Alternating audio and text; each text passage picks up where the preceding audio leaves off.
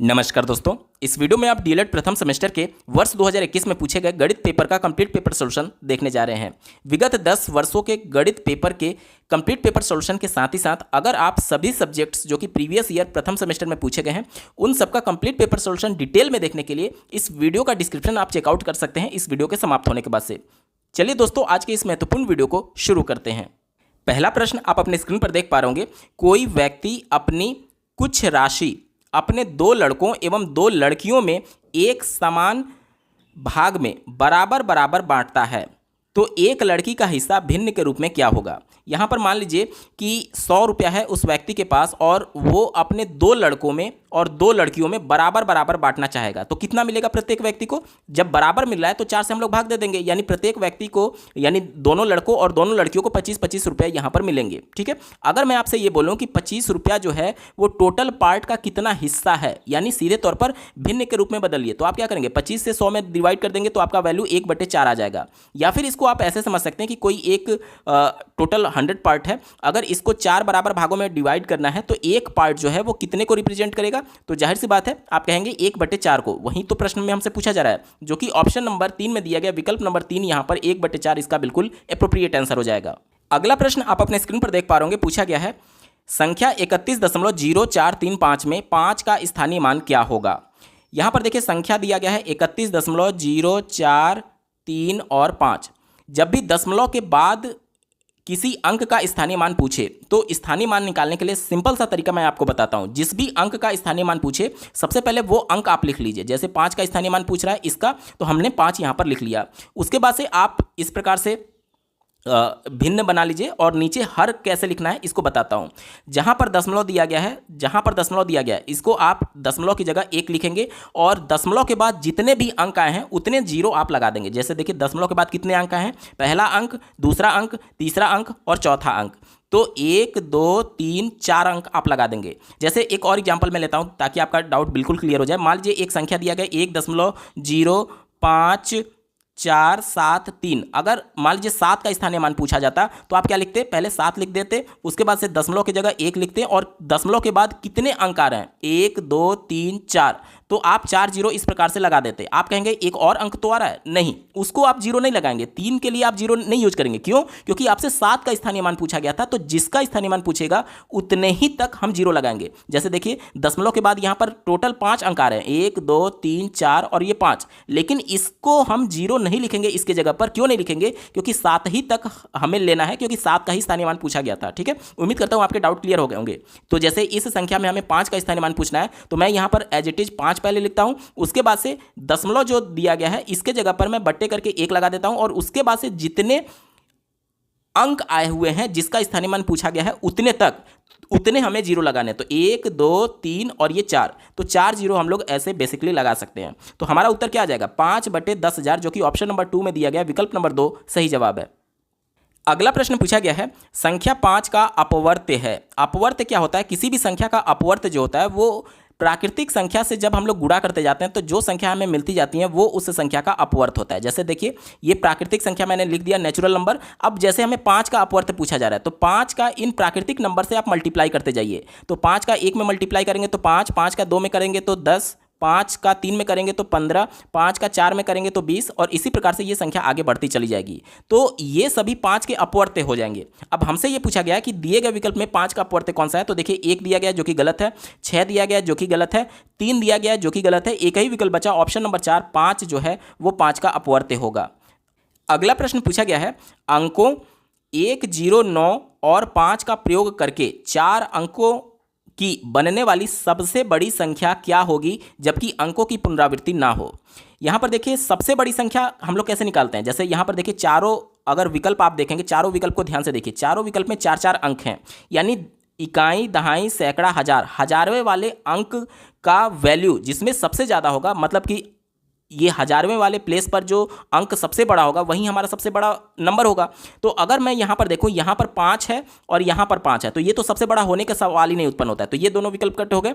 उसके बाद से देखिए ये हमारा बच रहा है 9501 और ये बच रहा है 9510। इसमें से अगर मैं आपसे पूछूँ कौन सा बड़ा है तो नो डाउट आप ये एक वाला कहेंगे। ऑप्शन नंबर 2 यहाँ पर बिल्कुल सटीक जवाब है। अगला प्रश्न आप अपने स्क्रीन पर देख पा रहे होंगे, पूछा गया है पदों x² y x y² minus X Y square और माइनस का एक्स स्क्वायर वाई में सजातीय पद कौन से हैं। अब सजातीय पद समझने से पहले हमें चर अचर को समझना होगा।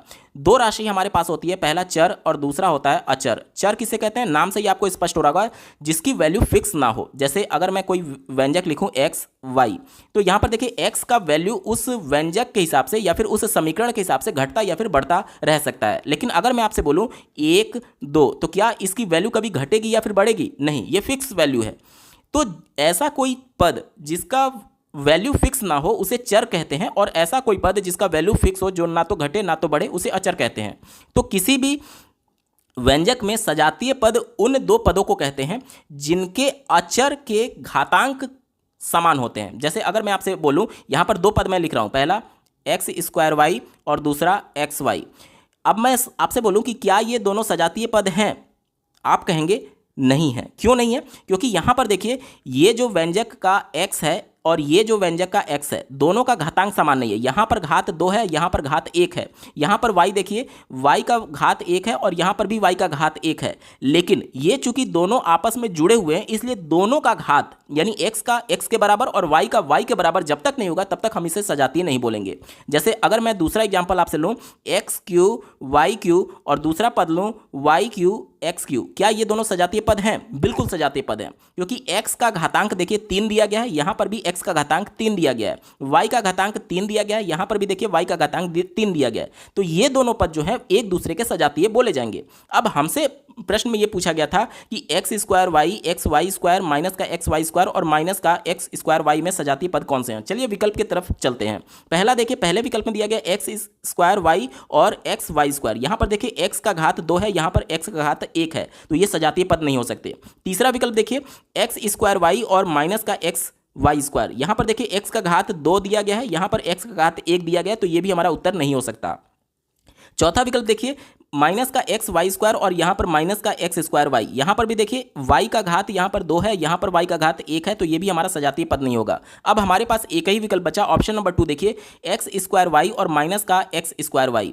यहां पर ध्यान दीजिए, यहां पर एक्स का घात 2 है, यहां पर भी एक्स का घात 2 है, यहां पर वाई का घात 1 है, यहां पर भी वाई का घात 1 है। तो यही एक ऐसा विकल्प है जिसमें जो चर राशि है उसके घातांक समान है। आपके मन में सवाल आएगा कि यहां पर प्लस है और यहां पर आपको माइनस दिख रहा है, तो क्या ये दोनों सजातीय होंगे? देखिए, सजातीय होने के लिए जो उसके पहले का चिन्ह हो प्लस या फिर माइनस, उससे मतलब नहीं है। सजातीय होने के लिए शर्त सिर्फ ये है कि दोनों चर राशि जो यहां पर आए हुए हैं, दोनों का घातांक समान होना चाहिए। दोनों का घातांक यहां पर एक्स का भी और वाई का भी बिल्कुल समान है, इसलिए ये दोनों चर जो घातांक समान होने की वजह से इसके जो ये दोनों पद हैं वो सजातीय पद बोले जाएंगे। ऑप्शन नंबर 2 सही जवाब है।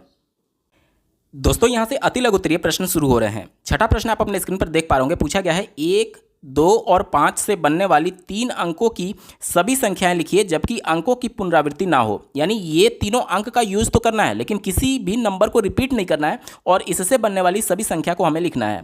तो पहली संख्या का आपकी क्या हो जाएगी? पहली संख्या हो जाएगी 1 2 5 यानी 125। दूसरी संख्या क्या हो जाएगी? 1 5 2 यानी 152। तीसरी संख्या क्या हो जाएगी?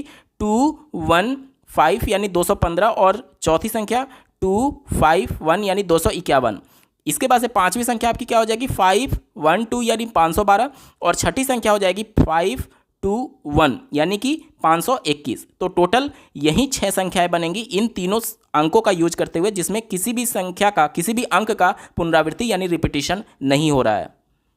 अगला प्रश्न आप अपने स्क्रीन पर देख पा रहे होंगे। पूछा गया है यदि किसी आयत की लंबाई 10 सेंटीमीटर है, इसकी लंबाई कितनी दी गई है? 10 सेंटीमीटर दिया गया है। इसी प्रकार से इसकी चौड़ाई 5 सेंटीमीटर दी गई है, तो इसकी चौड़ाई क्या दी गई है? 5 सेंटीमीटर दी गई है। आगे देखिए, यदि इस आयत की लंबाई आधी कर दी जाए, ये L1 मान लीजिए और ये B1, तो अब लंबाई क्या कह रहा है? आधी करने के लिए, यानी लंबाई पहले जो 10 था उसको आधा करेंगे तो कितना हो जाएगा? 5 सेंटीमीटर हो जाएगा। और इसकी चौड़ाई दोगुनी कर दी जाए। अब पहले चौड़ाई 5 सेंटीमीटर था B1 का वैल्यू, तो अब इसको दुगना करेंगे तो B2 का वैल्यू क्या हो जाएगा? 5 × 10 यानी 10 सेंटीमीटर हो जाएगा। यहाँ तक क्लियर हो गया? तो आयत के परिमाप पर इसका क्या प्रभाव पड़ेगा? गणना द्वारा स्पष्ट कीजिए। पहले ये लंबाई और चौड़ाई था, उसके बाद में लंबाई और चौड़ाई को बदल करके इतना कर दिया गया, तो इसके परिमाप पर क्या प्रभाव पड़ेगा और कैलकुलेशन के माध्यम से हमसे पूछा जा रहा है। ठीक है, तो अगर मैं पहले परिमाप निकालूं, परिमाप पहला वाला तो 2 गुणे लंबाई धन चौड़ाई होता है, तो लंबाई की जगह मैं 10 रखता हूँ और चौड़ाई की जगह 5 रखता हूँ। तो ये देखिए 10 और प्लस 5 15 और गुणे 2 यानी कि 30 सेंटीमीटर इसका परिमाप आएगा। और अगर परिवर्तन के बाद अगर मैं परिमाप निकालूँ, परिवर्तन के बाद परिमाप, ठीक है, तो अब इसका मान निकालते हैं। तो फॉर्मूला वहीं लगाएंगे, 2 गुणे लंबाई धन चौड़ाई। अब यहाँ पर लंबाई 5 सेंटीमीटर है और चौड़ाई 10 सेंटीमीटर है, तो 5 और 10 15 और गुणे 2 30 यहाँ पर भी आ रहा है। यानी परिवर्तन से पहले जो उसका परिमाप था और परिवर्तन के बाद जो उसका परिमाप है, दोनों 30 सेंटीमीटर है, यानी दोनों बराबर हैं। तो हमसे यही बोला जा रहा था कि परिमाप पर क्या प्रभाव पड़ेगा, तो परिमाप पर कोई भी प्रभाव नहीं पड़ेगा और इस प्रकार से कैलकुलेशन के माध्यम से आप स्पष्ट करेंगे। अगला प्रश्न आप अपने स्क्रीन पर देख पा रहे होंगे, पटरी तथा प्रकार की सहायता से 30 अंश का कोण बनाइए। ध्यान दीजिएगा, सबसे पहले हम लोग एक रेखा खींचेंगे ए बी। मान लीजिए ये रेखा ए बी मैंने खींच दिया। अब ए को केंद्र बिंदु मानते हुए प्रकार का नोक यहाँ पर रखेंगे और किसी भी नाप का एक चाप लेकर के इस प्रकार से चाप आप लगाएंगे और उस चाप में बिना कोई परिवर्तन किए हुए, अब ये मान लीजिए सी बिंदु है, तो सी पर आप प्रकार का नोक रखेंगे और उसी चाप से बिना परिवर्तन किए हुए उसी चाप से इस प्रकार से आप एक चाप काटेंगे। तो ये मान लीजिए डी पॉइंट हो गया। अब ये वाला जो कोण बनेगा, ये वाला जो कोण बनेगा, ये 60 अंश का होगा। प्रश्न में हमसे 30 अंश का बोला जा रहा है, यानी ये जो एंगल मिला हमें इसका आधा करना है। अब कोण का आधा कैसे करते हैं, तो सी पॉइंट को केंद्र बिंदु मानते हुए एक चाप आप इस प्रकार से लगाएंगे।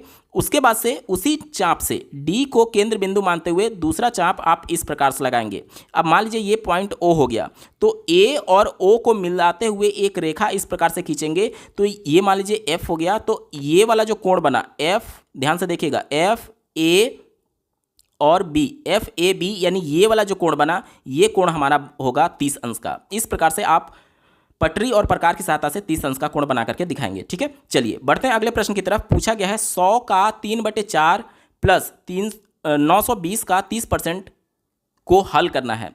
तो यहां पर देखिए पहले दिया गया 100 और दिया गया का मतलब होता है गुणा 3/4, तो 3/4 एज इट इज मैं उतार देता हूं। उसके बाद से दिया गया प्लस 920 और का मतलब गुणा और 30%, 30 और परसेंट को हटाने के लिए मैं नीचे 100 से डिवाइड कर देता हूं। देखिए 1 0 से 1 0 कट गया, 1 0 से 1 0 कट गया, 4 से काटेंगे तो ये 25 बार में जाएगा, 25 गुणे 3 करेंगे तो ये 75 आ जाएगा। ठीक है, उसके बाद से देखिए यहाँ पर 92 गुणे 3 है, तो 3 का गुणा 2 में करेंगे तो 6 हो जाएगा और 3 का गुणा 9 में करेंगे तो 9 त्रिक 27 हो जाएगा। ठीक है, अब दोनों को जोड़ देते हैं। तो देखिए 5 और 6 11 का 1 हाथ में 1, अब एक जो बचा हुआ है वो और ये 7 मिलकर के 8, 8 7 15, 15 एक हासिल बचा हुआ है, 1 और 2 मिलकर के 3 हो जाएगा, यानी हमारा वैल्यू क्या आ जाएगा 351 सही जवाब हो जाएगा।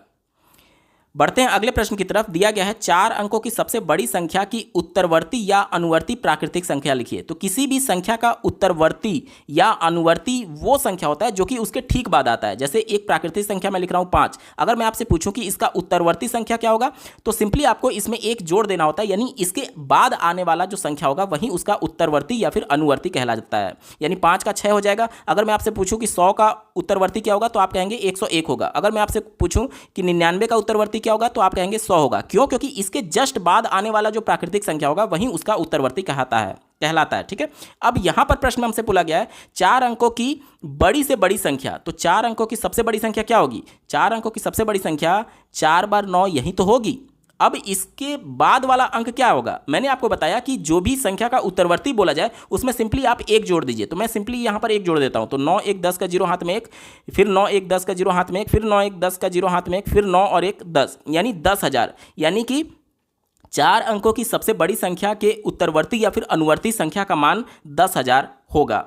बढ़ते हैं अगले प्रश्न की तरफ। आप अपने स्क्रीन पर देख पा रहे होंगे, दिया गया है, देखिए रोमन संख्या L किस प्राकृतिक संख्या को यहाँ पर प्रदर्शित करता है, यानी L रोमन में किसको रिप्रेजेंट करते हैं ये हमसे पूछा जा रहा है। ठीक है, तो L का मतलब रोमन में होता है 50, C का मतलब होता है 100, D का मतलब होता है 500 और M का मतलब होता है 1000।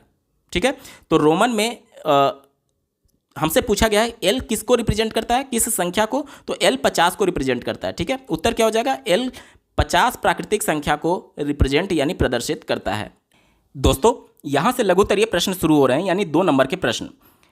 12वां प्रश्न आप अपने स्क्रीन पर देख पा रहे होंगे। पूछा गया है विभिन्न वर्षों में एक विद्यालय के शिक्षार्थियों की कुल संख्या निम्नलिखित सारणी में प्रदर्शित की गई है। देखिए 2000 में इस विद्यालय में विद्यार्थियों की संख्या 400 थी, 2002 में 500 थी, 2004 में 700 थी, 2006 में 600 थी और 2008 में 800 थी। हमसे ये कहा जा रहा है कि पिक्टोग्राफ द्वारा इस आंकड़ों को प्रस्तुत करिए और यहाँ पर आपको दिया गया है, जबकि यहाँ पर देखिए विद्यार्थी को प्रदर्शित करने के लिए यहाँ पर एक सिंबल यूज किया गया और इसका मतलब है, एक सिंबल का मतलब है कि 100 शिक्षार्थी, ठीक है, यानी एक सिंबल 100 शिक्षार्थी को रिप्रेजेंट कर रहा है। अब यहाँ पर देखिए जब एक सिंबल 100 शिक्षार्थी को रिप्रेजेंट कर रहा है और यहाँ पर टोटल 400 शिक्षार्थी हैं, तो अगर मैं 100 से यहाँ पर डिवाइड कर दूँ तो 4 सिंबल हमें यहाँ पर बनाने पड़ेंगे। इसी प्रकार से यहाँ पर कितने सिंबल बनाने पड़ेंगे, 5, यहाँ पर कितने बनाने पड़ेंगे, 7, यहाँ पर कितने बनाने पड़ेंगे, 6 और यहाँ पर कितने बनाने पड़ेंगे, 8, ठीक है। अब इसके बाद से पिक्टोग्राफ हम लोग बनाते हैं, तो कैसे पिक्टोग्राफ बनता है, देखिए यहाँ पर इस प्रकार से एक सारणी मैं यहाँ पर बना लेता हूँ, ठीक है। और टोटल हमें कितने दिखाने हैं, 1 2 3 4 और 5, तो 5 इस प्रकार से रो मैं बना लेता हूँ, 1 2 3 4 और ये 5। अब यहाँ पर मैं वर्ष लिखता हूँ, जैसे पहला देखिए 2000, इसके बाद से 2002, उसके बाद से देखिए 2004, उसके बाद से देखिए 2006 और उसके बाद से देखिए 2008। 2000 में कितने थे, टोटल 400 थे और 100 को रिप्रेजेंट करने के लिए एक सिंबल है, यानी 4 सिंबल हमें यहाँ पर बनाना पड़ेगा। तो इस प्रकार से आप 4 सिंबल इस प्रकार से बनाएंगे, 1 2 3 और ये 4, ठीक है। इसी प्रकार से देखिए 2002 में 500 विद्यार्थी थे और एक सिंबल 100 को रिप्रेजेंट कर रहा है, यानी 5 सिंबल हमको बनाना पड़ेगा 2002 में। तो 1 2 3 4 और ये 5 सिंबल, ठीक है। इसी प्रकार से देखिए 2004 में 700 विद्यार्थी थे, 100 से भाग देंगे तो 7 सिंबल हमें 2004 में बनाना पड़ेगा। तो देखिए 1 2 3 4 5 6 और ये 7, ठीक है। अब देखिए 2006 में टोटल 600 विद्यार्थी थे, तो 100 से भाग देंगे तो 6 सिंबल बनाने पड़ेंगे हमें 2006 में, यानी देखिए 1 2 3 4 5 और ये 6, ठीक है। इसी प्रकार से देखिए 2008 में टोटल 800 विद्यार्थी थे और 100 से डिवाइड करेंगे तो 8 सिंबल हमें यहाँ पर बनाने पड़ेंगे। तो 1 2 3 4 5 6 7 और ये 8। इस प्रकार से आप पिक्टोग्राफ के माध्यम से रिप्रेजेंट करते हैं, ठीक है। उम्मीद करता हूँ आपको यहाँ तक समझ में आ गया होगा। चलिए बढ़ते हैं अगले प्रश्न की तरफ। दिया गया है कि सीमेंट की एक बोरी का कीमत 300 रुपये से बढ़कर के 375 रुपया हो जाता है, तो कीमत में कितने प्रतिशत की वृद्धि हुई है। तो यहाँ पर पहले इसका प्राइस था 300 रुपया और इससे प्राइस बढ़ करके 375 हुआ है। तो सबसे पहले हमें यह देखना होगा कि प्राइस में कितनी बढ़ोतरी हुई है। तो इस प्राइस से इस प्राइस को घटाएंगे तो बढ़ोतरी हमें पता चल जाएगा कितने का हुआ, 75 रुपये का। और किस प्राइस से बढ़ोतरी हुआ, यानी बेस प्राइस हमारा इतना था 300 रुपया, और परसेंटेज में कन्वर्ट करने के लिए हमें 100 से मल्टीप्लाई करना होता है, 2 से 2 जीरो कट जाएगा, 3 से काटेंगे तो 25 बार में जाएगा, 25 तियां 75, यानी हमसे यही पूछा गया था कि कीमत में कितने प्रतिशत की वृद्धि हुई, तो कीमत में 25% की वृद्धि हुई है। इस प्रकार से आप लिख सकते हैं, ठीक है। चलिए अगला प्रश्न आप अपने स्क्रीन पर देख पा रहे होंगे। ये देखिए बॉडमास रूल से हमें इसको सॉल्व करना पड़ेगा। तो बॉडमास रूल के अंतर्गत सबसे पहले हम लोग ब्रैकेट को सॉल्व करते हैं और उसमें भी 3 प्रकार के ब्रैकेट होते हैं, जिसमें सबसे पहले सबसे छोटे वाले ब्रैकेट को सॉल्व करते हैं। तो यहाँ पर देखिए और यहाँ पर देखिए, दोनों जगह यहाँ पर छोटा वाला ब्रैकेट आपको दिख रहा होगा, ठीक है। तो सबसे पहले छोटे वाले ब्रैकेट को जब मैं यहाँ पर सॉल्व करता हूँ तो इसके पहले एज इट इज मैं यहाँ पर उतार देता हूँ। तो 4 माइनस ये मझोला ब्रैकेट और ये 0.4 हो गया।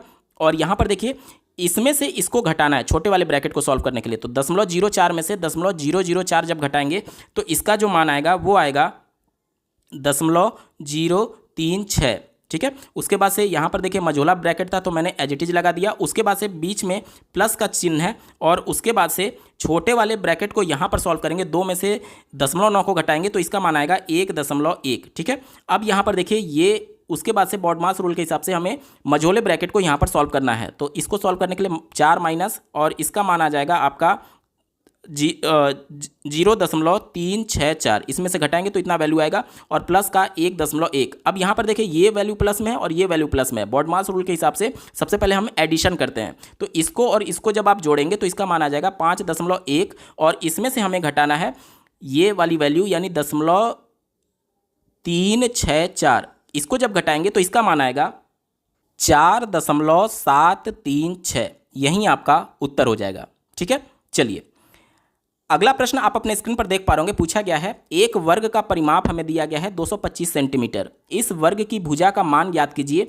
यदि इस वर्ग की भुजा 2 सेंटीमीटर कम कर दी जाए तो प्राप्त वर्ग का परिमाप ज्ञात कीजिए। यहाँ पर 2 प्रश्न दिए गए हैं। पहले तो हमें परिमाप दिया गया है, तो इस परिमाप से हमें पहले इसका भुजा निकाल लेना है। ये पहला प्रश्न हो गया। और इसके बाद कह रहा है कि यदि इस वर्ग की भुजा 2 सेंटीमीटर कम कर दी जाए तो कम करने के बाद से प्राप्त वर्ग का परिमाप आपको फिर से निकालना होगा। ठीक है, तो सबसे पहले हम यहाँ पर देखते हैं। पहले हमें परिमाप दिया गया है। ठीक है, तो परिमाप हमें कितना दिया गया है? परिमाप हमें दिया गया है 225 सेंटीमीटर। 225 सेंटीमीटर।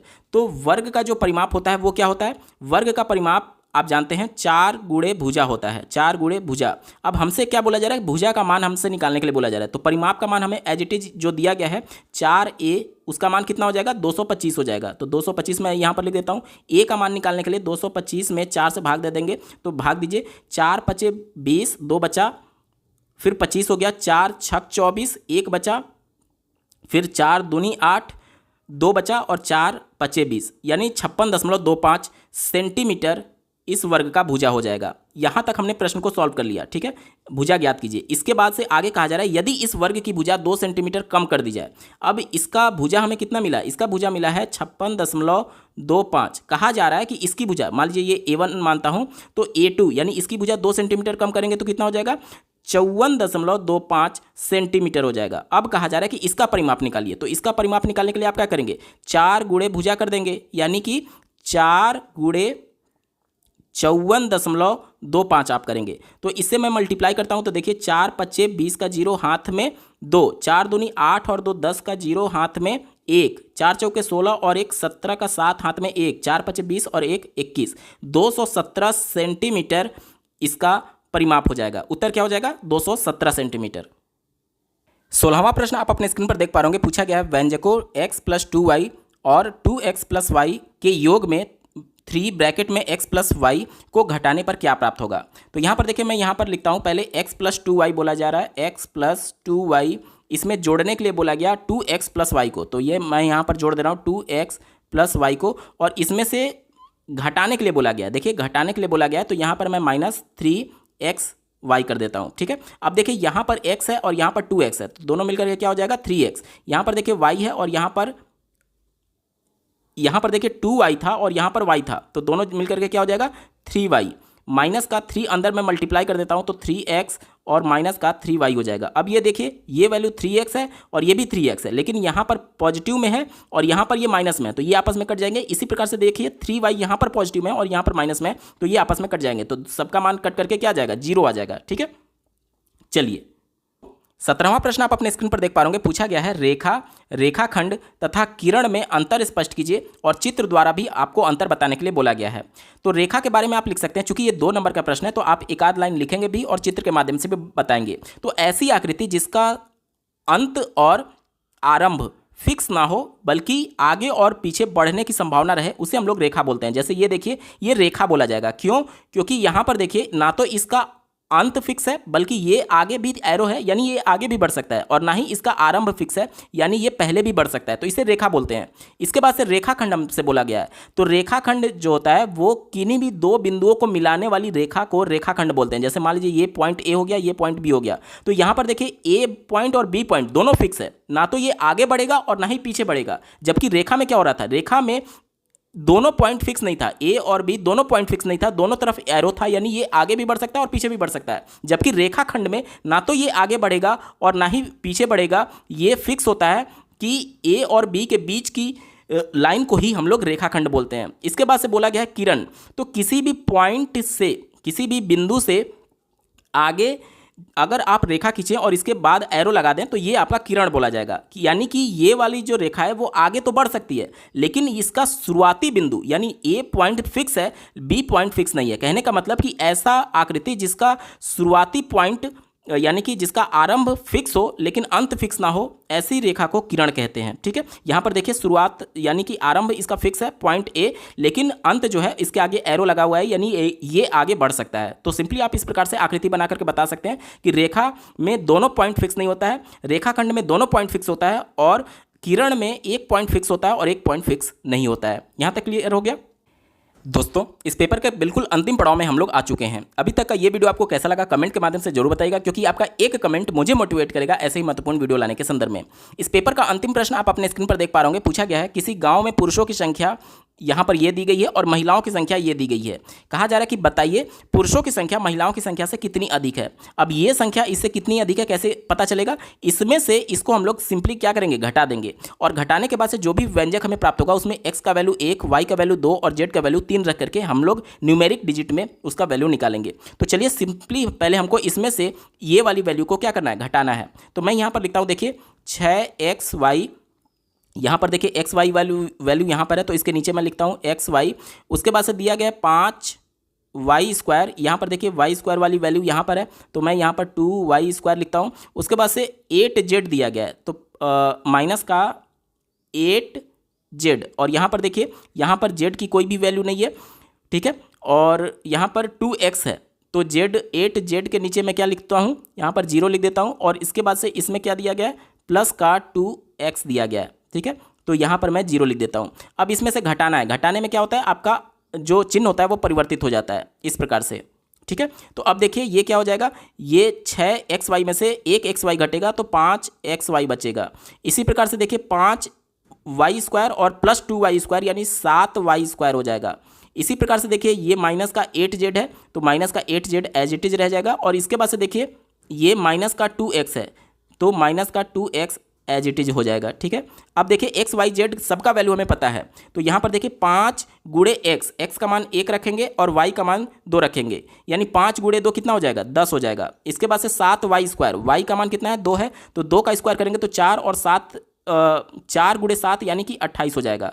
माइनस का 8z, z का मान कितना है, 3 है, और 8 से गुणा करेंगे तो 24 हो जाएगा। और माइनस का 2x, x का वैल्यू 1 है और 2 से गुणा करेंगे तो माइनस का 2 हो जाएगा। अब देखिए ये माइनस का 24 और ये माइनस का 2 मिलकर के माइनस 26 हो जाएगा, और ये प्लस का 28 और प्लस का 10 मिलकर के 38 हो जाएगा प्लस का। अब ये देखिए 8 में से 6 घटेगा तो 2 बचेगा, और 3 में से 2 घटेगा तो 1 बचेगा, यानी पुरुषों की संख्या महिलाओं की संख्या से 12 अधिक होगी। यही हमसे प्रश्न में पूछा गया था। दोस्तों ये पेपर पूरा सॉल्व हो चुका है। आपको ये वीडियो कैसा लगा कमेंट के माध्यम से जरूर बताइएगा, और ऐसे ही महत्वपूर्ण अपडेट के लिए इस चैनल को सब्सक्राइब करना ना भूलें। अगर आप प्रीवियस ईयर फर्स्ट सेमेस्टर के सभी वर्षों के कंप्लीट पेपर सॉल्यूशन को डिटेल में देखना चाहते हैं तो इस वीडियो के बाद इस वीडियो का डिस्क्रिप्शन जरूर चेकआउट कर लीजिएगा। इस वीडियो को देखने के लिए आपका बहुत बहुत धन्यवाद। भगवान करे आपका दिन शुभ हो।